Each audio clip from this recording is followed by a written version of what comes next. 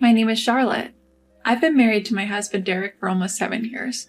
We don't have children, but we enjoy our daily life just the way it is.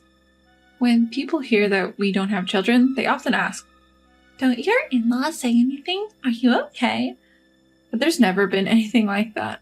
When we told my in-laws that we were having trouble conceiving, I was nervous that they might say something. But both my father-in-law and mother-in-law didn't blame me at all and simply said, "Thank you for telling us."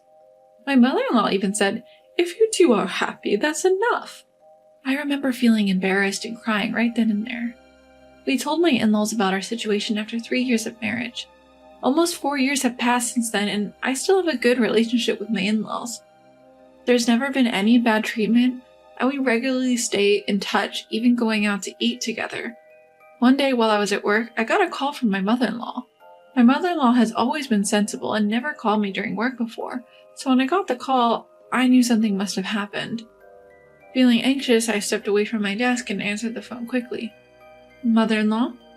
What's wrong?" Then my mother-in-law said, panting over the phone, Your father-in-law has... Father-in-law? What happened to my father-in-law? Your father-in-law? He's been taken in an ambulance." What? I told my boss what happened and left work early. My mother-in-law said she'd also contacted my husband, but he never checks his phone during work, so he didn't notice. I called my husband's office, explained the situation, and asked to speak to him. After understanding what had happened, my husband said, "I'll head to the hospital now. Please, go there too, Charlotte." My husband and I arrived at the hospital at almost the same time and were able to meet near the reception. As we were about to look for mother-in-law, my brother-in-law Eugene spotted us and called out, "Brother, sister-in-law, over here." We followed Eugene to father-in-law's hospital room as he directed, but by the time we got there, it was too late. In the room, my mother-in-law was crying loudly and my sister-in-law, Marie, was holding back tears. Father-in-law had passed away, looking like he was asleep. I can't believe it, father-in-law. I couldn't help but let tears flow. My husband and brother-in-law comforted me and the others, but when I stepped out into the hallway, both of them were covering their faces with their hands. As the daughter-in-law, I was overwhelmed with tears, so I can only imagine how much sadder my husband and brother-in-law, the actual sons, must have felt. I thought they probably wanted to cry as much as mother-in-law. I thought so. The funeral for father-in-law was over in the blink of an eye, and about 2 weeks had passed when my husband and I were told by my mother-in-law that she wanted to talk to us on our next day off, so we headed to her house. When we arrived, my brother-in-law and his wife were already there, and mother-in-law said, "I'm glad she came. Come on, sit down, sit down." She seated us, and then my husband asked, "Mother, what's the talk about?" With a serious look on her face, mother-in-law looked at us and said, "Mom, about the talk." When my husband starts like that, mother-in-law looks at us with a serious face and says, "Thank you all for helping out with Dad's funeral. Thanks to you, everything went smoothly." "Thank you," mother-in-law says, bowing her head. Her son-in-law responds, "What are you talking about, Mom? We're family after all."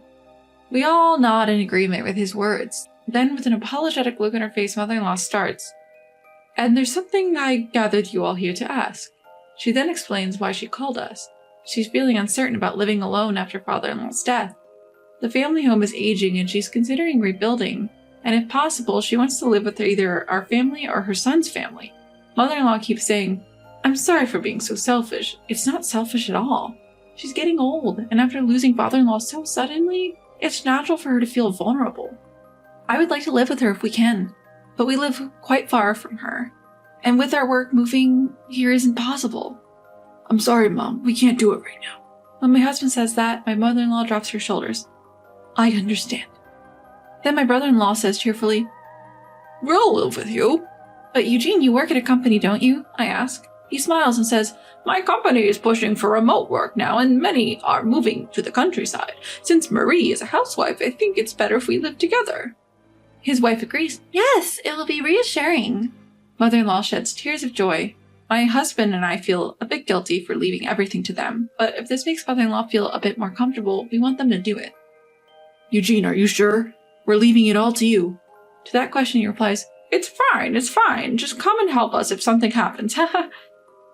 We agreed to let them take care of mother-in-law as long as we help if needed. About a year later, a new house is built and mother-in-law lives with them. 2 years later, they have a daughter, Cecilia, and mother-in-law is delighted. Since we don't have children, our niece is very dear to us, and we visit the new family home about once a month. But 7 years later, just before the 10th anniversary of father-in-law's death, we get sudden news. My brother-in-law has died.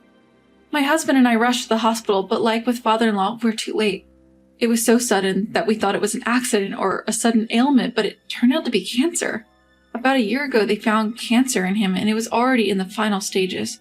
Because of his youth, it progressed quickly, spreading to his bones. Despite trying various treatments, he passed away. He had told mother-in-law and his wife not to tell us so as not to worry us. I'm sorry for keeping silent. Mother-in-law and sister-in-law kept bowing their heads to us, apologizing again and again. But we couldn't take our frustration on them. They had to be suffering more than us, living together in such close quarters. Just like when father-in-law passed, the funeral was over in a flash, and about a month and a half went by. That day, after work, we were watching a movie together at home. Suddenly, my husband's phone rang. It was mother-in-law saying, "Marie told me to leave the house." "What? Marie? You're joking, right?" My husband asked, half joking, but mother-in-law started crying and shouting, "It's true! She said she wants me to leave as soon as possible." We couldn't believe it. Mother-in-law and sister-in-law were usually close, like real mother and daughter. Even when the brother-in-law passed away, they cooperated and helped each other through it. No matter how much my husband tried to verify the truth, mother-in-law insisted that sister-in-law was trying to kick her out. He said, "I'll come over tomorrow. Wait until then," and hung up the phone. Marie kicking out your mother? That's impossible, right? When I asked my husband, he seemed to agree, saying, "I think so too, but Mom doesn't need to lie. Anyway, I'll check it out tomorrow." The next day, my husband had the day off from work, so he went to his family's house in the morning, but didn't return home until after midnight. He looked exhausted when he got home and told me what happened today while drinking a beer. When he arrived at his family's home, the atmosphere was already tense, and neither mother-in-law nor sister-in-law would speak to each other. When he sat them down on the sofa to talk, the sister-in-law said, "I have no choice but to ask mother-in-law to leave." "How can you say that? This was originally my house," mother-in-law shouted, and the conversation broke down. My husband asked sister-in-law why she wanted mother-in-law to leave, but she just said, "I can't tell you. It will also affect you if we continue like this." But I had no idea what she was talking about. Mother-in-law was also getting angrier because of the sudden demand to leave, and finally yelled at the sister-in-law, "If you don't like it, you leave." My husband calmed her down and came home. I felt tired just listening to the story. We don't know why sister-in-law started saying these things, but she's alone with no parents or relatives and has children. If she leaves that house, life will be tough. Isn't there a better way? I thought for a while, but without knowing why sister-in-law was saying this, we couldn't move forward. I suggested to my husband, and we decided to go to his family's house together the next day. When we arrived, it was just as my husband had said. Mother-in-law and sister-in-law were already arguing when we arrived, and our 7-year-old niece, Cecilia, was trying to mediate. "Hey, both of you, stop it. Cecilia's here too." My husband stopped the two of them arguing. "But Marie is..." "Because mother-in-law won't leave." And so the two continued to glare at each other, angry and agitated. I urged them to calm down for the moment, saying, "Both of you, please calm down. Let's talk this through." Then I sat them down on the sofa. My husband made coffee, and it helped the two of them relax. After they both drank some coffee and seemed to have calmed down, I started the conversation. "So to get to the point, first of all, Marie, why did you tell your mother-in-law to leave?" I asked, but my sister-in-law just hung her head in silence. My mother-in-law said with disbelief, "You just hate me, don't you? That's why you want me to leave." My sister-in-law snapped back, raising her face. "Hate? If anything, aren't you the one who hates me?" And tears fell from her eyes. An unexpected turn of events left my husband and me in shock. There was no way my mother-in-law could hate her. We could see that just by watching them. "Marie, your mother-in-law doesn't hate you. You're her precious son's wife." With those words, something broke inside my sister-in-law, and she began to cry uncontrollably. I patted her back, waiting for her to calm down. After a while, when her breathing seemed to have stabilized, I asked, "Can you tell me what happened?" "Actually, my aunt told me that things will be miserable if they continue like this." "What? Your aunt?" When I asked this, she slowly began to speak. Once I heard everything, I felt like my anger was going to explode. It wasn't just me.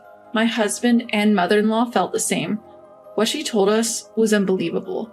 According to her, after her husband died, she met Aunt, my father-in-law's sister, at the funeral, who spoke to her. Aunt warned my sister-in-law, who was going to live with my mother-in-law, That woman is really wicked, you know. You, your daughter, none of you will be treated well. She used to bully the wife of her eldest son. She just hid her true nature because her son was around. Now you'll see how. She repeatedly scarred her with terrifying words. Furthermore, she wickedly whispered that since my brother-in-law contributed money to the new house, she had the right to live there and should kick out the mother-in-law. At first, my sister-in-law didn't believe it, but hearing that I had been bullied by my mother-in-law frightened her. Of course, I was never bullied by my mother-in-law. It was a complete lie. If only you had checked with me. Crying, she apologized. I'm truly sorry. The whole incident was clearly Aunt's fault. Aunt, my father-in-law's sister, had always been antagonistic towards my mother-in-law and kept saying nasty things, as I later learned from my mother-in-law. Of course, my sister-in-law also has some responsibility for believing Aunt completely, but I thought anyone would be scared if told such things when emotionally unstable after losing her husband. My mother-in-law, learning everything, said, "So that's what happened. But Marie, do you think I'll do such a thing in the future? I think of you as my own daughter." Smiling and shedding tears. Even my sister-in-law never truly believed that my mother-in-law was that kind of person. "Mother-in-law, I'm really sorry." She said this, tears in her eyes as she bowed her head. After that, we went to Aunt's house and spoke about the matter in front of her husband. It seemed like she did it just for fun, but she defended herself. "That's not it. It was just a small joke."